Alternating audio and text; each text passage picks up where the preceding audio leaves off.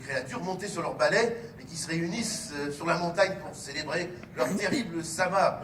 Dire que les jeunes sortant des boîtes de nuit le samedi. Non, ils sont tous ici, les jeunes, ce soir. C'est bien, c'est comme ça. Alors, on va entendre avec un quintet, évidemment, ce chant basque typique, et puis je pense qu'Yves Bouillet va nous rejoindre. Yves Bouillet, mes amis.